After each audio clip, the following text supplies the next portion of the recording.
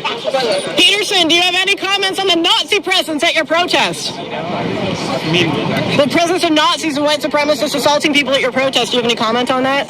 Yeah, I don't like Nazis. And I'm sure, I would hope that if I were a student of Dr. Peterson, that he would refer to me as she and wouldn't have a problem with that.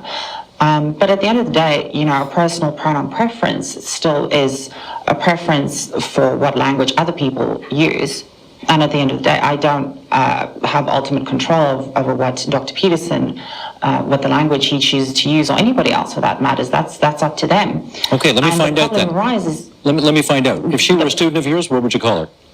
She. You would. Okay. We've established that. Why should your right to freedom of speech trump a trans person's right not to be offended? Because in order to be able to think, you have to risk being offensive. I mean, look at the conversation we're having right now. Like you're certainly willing to risk offending me in the pursuit of truth. Why should you have the right to do that? It's been rather uncomfortable. Well, I'm very glad I put you on the spot. Well, I'm very glad that I've exercised my freedom of speech. You get my point. It's like you're doing what you should do, which is digging a bit to see what the hell's going on. And that is what you should do. But you're exercising your freedom of speech to certainly risk offending me. And that's fine. I think more power to you as far as I'm concerned. So you haven't sat there and I'm just trying to work that out. I mean, ha, gotcha. You have got me. I'm trying to work that through in my head. And there's not a secular humanist organization or country on the planet that has ever produced as a good thing, an intentional good thing, rapists and murderers. So, well, that's highly debatable. That's highly debatable. Actually, it's absolutely true because there's never been a secular humanist government on the planet. I don't know. I think the Soviets were pretty secular. No, then with all due apologies, you do not know the first thing about what secular humanism is. You should read the Secular Humanist Manifestos, because what happened in Russia and communist countries was an institution of a religious-like structure centered around an individual and forced atheism, none of which is consistent with humanism. The great American philosopher Beyonce Knowles said that it has been said that racism is so American that if you challenge racism, you look like you're challenging America. We are challenging inequality. We are challenging the refusal to see me as an individual. When we overcome that, have at it, we're all on equal plane. I think it's good. I think it's good. The pot is getting stirred here. So I've got a couple of questions. So let's your side spoke, so I'm going to go to Jordan, then to you, Let's Michelle. assume for a moment that I've benefited from my white privilege. Okay, so let's assume that. That's fine. That's what you would say. So let's say, here, let's get precise about this, okay? Was that very individual of you? Let's get precise about this, okay? Let's get precise. To what degree is my present level of attainment or achievement a consequence of my white privilege? And I don't mean sort of. I mean, do you mean 5%? Do you mean 15%? Do you mean 25%? Do you mean 75%? And what do you propose I do about it? How about a tax? How about a tax that's like specialized for me so that I can account for my damn privilege, so that I can stop hearing about it? Now, let's get precise about one other thing, okay? We'll get precise about one other thing. Now, Precise. Yeah, precise, yes. And so, if we can agree, and we haven't, that the left can go too far, which it clearly can, then how would my worthy opponents precisely define when the left that they stand for has gone too far? You didn't like equity, equality of outcome. I think that's a great marker. But if you have a better suggestion and won't sidestep the question, so let's figure out how I can dispense with my white privilege, and so that you can tell me when the left has gone too far, since they clearly can. And that's what this debate is about political correctness. It's about the left going too far. And I think it's gone too far in many ways. And I'd like to figure out exactly how and when, so the reasonable left could make its ascendance again, and we could quit all this nonsense. When you talk about, feminizing men, it almost sounds derogatory. It's almost as if you're saying that to be feminine or to express any sort of femininity is actually inferior to masculinity. And I think that is a huge problem even within the language that we use. When you say, don't be such a girl, don't be such a pussy, the greatest insults that men can give each other tend to have feminine origins, like, as I said, pussy or faggot or anything like that. And I think, again, that speaks to a very systematic inequality between the genders. And you attributed the rates of mental illness among men to their inability to express, say, sentimental emotions. And I don't think there's a shred of clinical evidence to support that stance.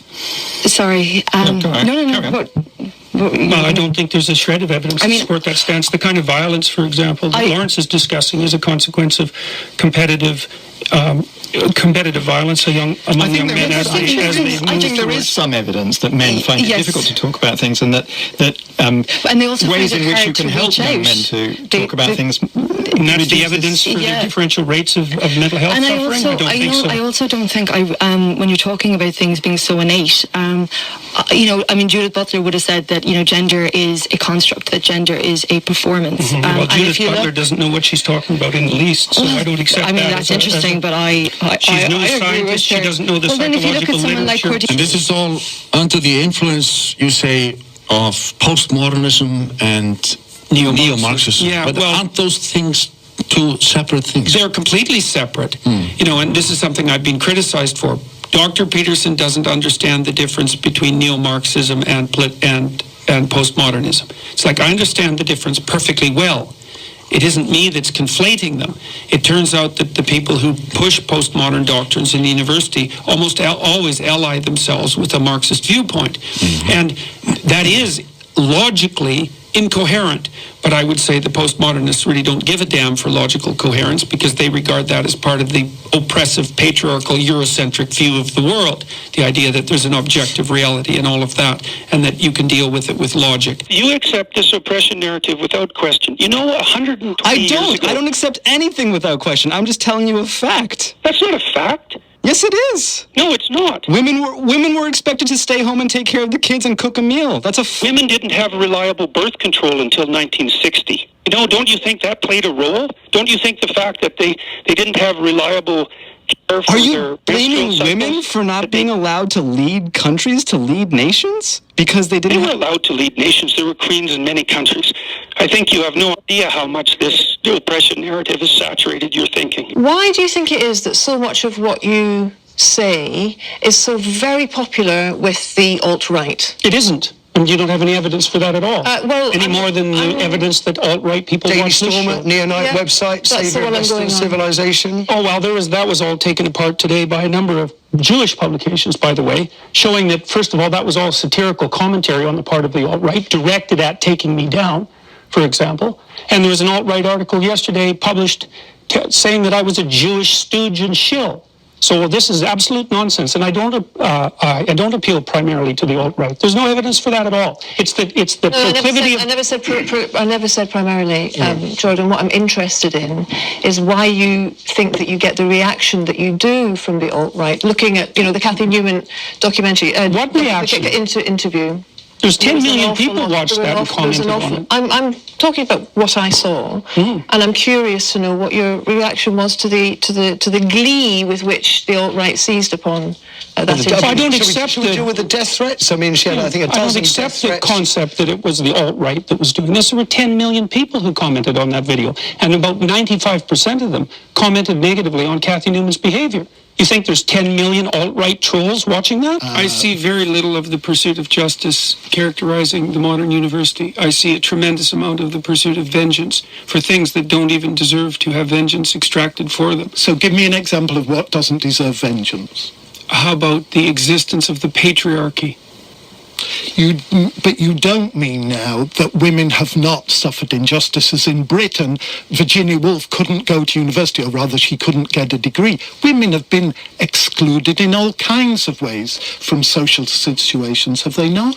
Yes, but people have been excluded from social situations in all kinds of ways. And I don't like the narrative, the social historical injustice narrative as a way of looking at the world. The way that young people now are taught about the relationships between men and women throughout history is that the fundamental narrative is that men oppressed women throughout the course of history. And then that kind of came to an end when everybody woke up in 1964. No. Yeah, really, that's really it. No, listen, I don't know what it's like in Canadian universities, but that's what I call, and forgive this European reference, that's a kind of Punch and Judy way of seeing it. That is not how universities as a whole operate. Well, that's how they operate in Canada. We had the biggest scandal in Canadian university history last year when a graduate student was hauled in front of a Maoist inquisition for daring to show a 5-minute video of me discussing issues like this on public television.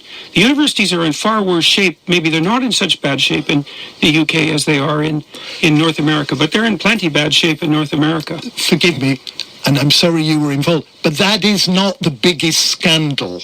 The biggest scandal will be the number, for instance, of suicides that are prevalent amongst undergraduates. The fact that one academic was hauled up, in my view, inappropriately for doing what was done is not the biggest scandal. You're inflating It's not the biggest tragedy. The suicides are a bigger tragedy, but it was certainly the biggest scandal. Canadian universities don't make international news. Your background, it's pretty earthy. But how did you connect that with your current political perspective? What you said that you became disillusioned with socialism. I became disillusioned with ideology. With ideology in general. Yeah, definitely. I mean, that's certainly not something that's changed. I mean, I don't like ideologues. Well, first of all, if you don't have a purpose, it isn't that your life becomes neutral in a meaningless sense. It's that your life becomes characterized by unbearable suffering.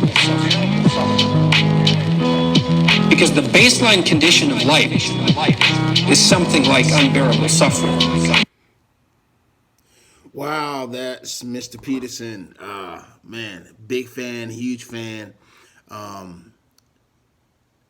I think what Mr. Peterson and a lot of other people is, first, we are all for freedom of speech. We are all for people having different opinions. But when do we get back to common sense? When do we get back to order? When do we get back to just the order of things and just common sense? Common sense. But I guess they say common sense isn't that common anymore. Tell me, guys, what you think about this video. How do you feel about Mr. Peterson, his standpoints, where he stands, and what he speaks about? I would love to know. And also, comment down below what video I should react to next. Thank you guys for supporting the channel. I love you guys. See you guys in the next video. Trigger Reactions, out.